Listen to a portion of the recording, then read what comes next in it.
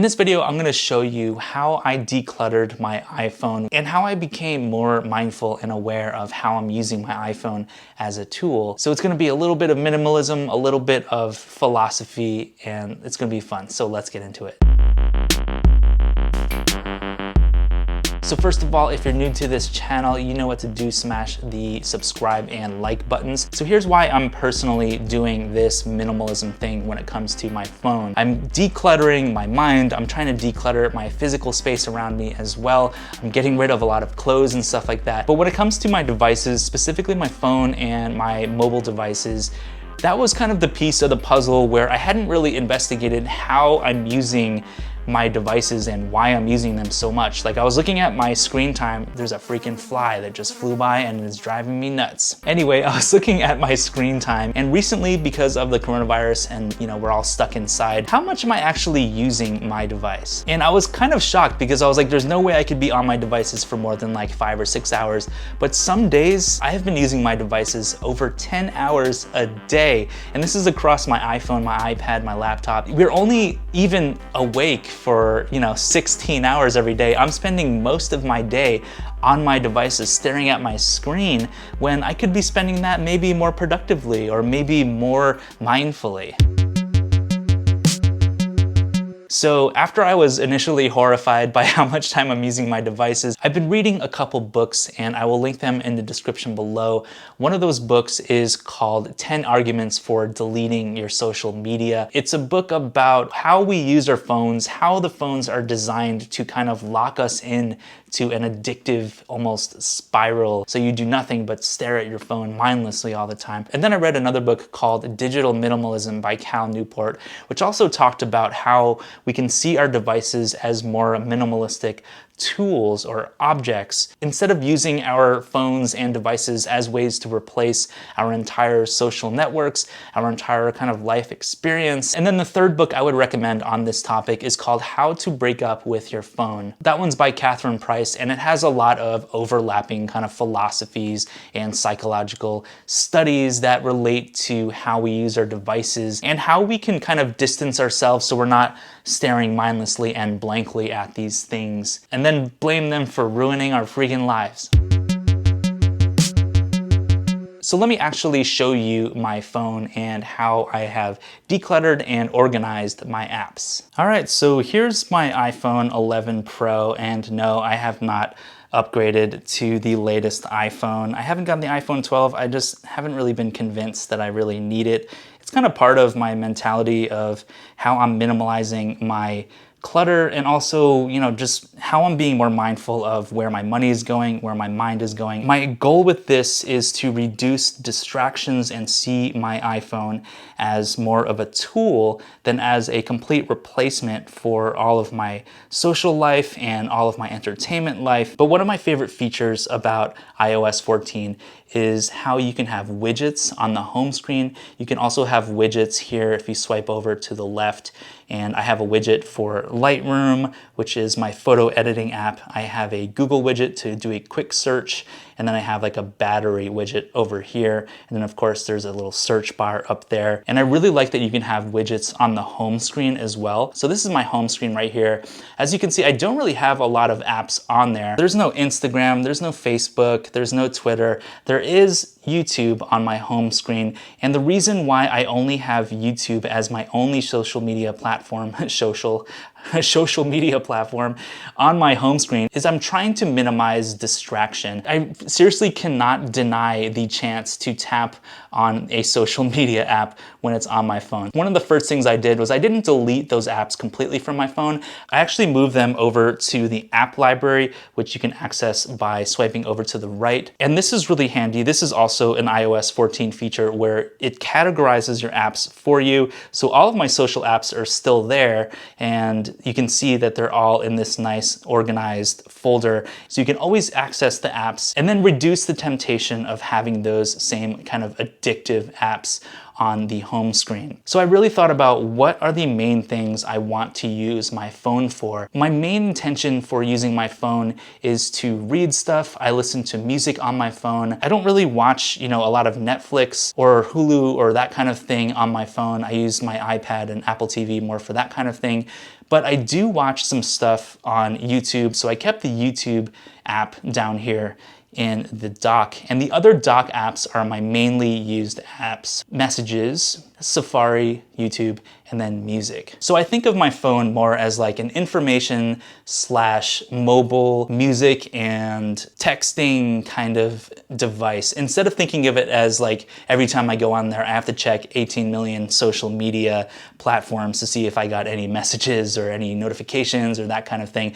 Notifications are freaking evil, especially when you're trying to declutter and kind of detox your mind a little bit. So that's the dock, and up here the only apps that I kept on the home screen are information and mental health apps. And the 4 apps for reading and information and mental health check-ins that I use the most are Libby, Stoic, Speechify, and then I have Settings, because Settings is something that I actually access a lot. Libby is an app that I use for reading audiobooks, and it's connected to my library. It's a free app, and you can access like a huge amount of free audiobooks and free books. It's a really awesome app. I'll open it up so you can see this is what the app looks like, and here is the book How to Break Up with Your Phone, for example. And I've also realized that I actually go through books a lot faster, and I will retain the information better when I have an audiobook version of the book. So I don't stress out too much about, getting the audiobook versus getting the normal book.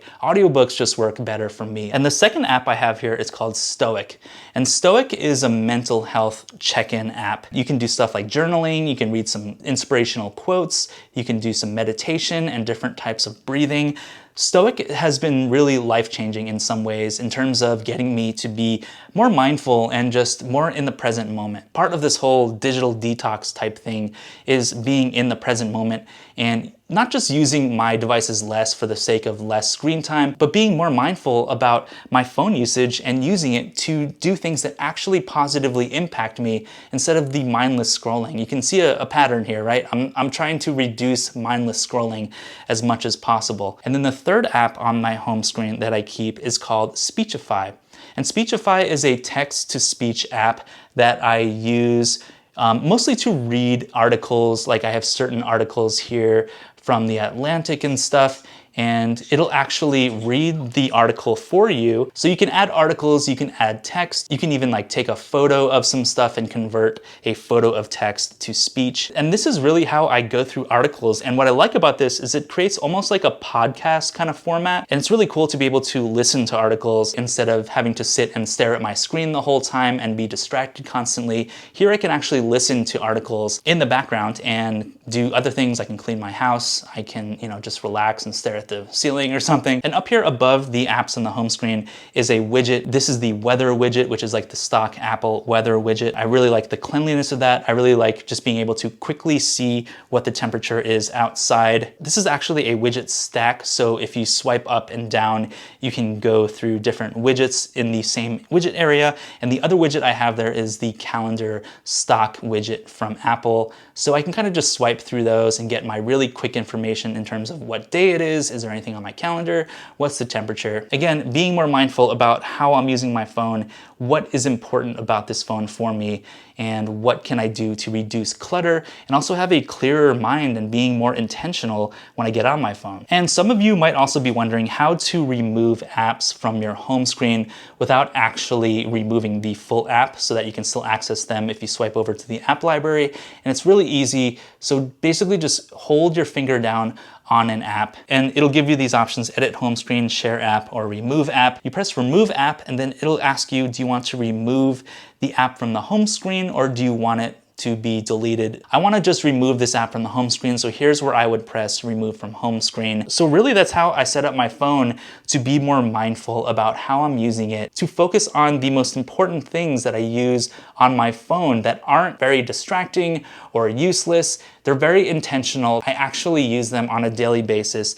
And these get me in the kind of routine of, for example, reading more. I see the Libby app on my home screen every time I open my phone.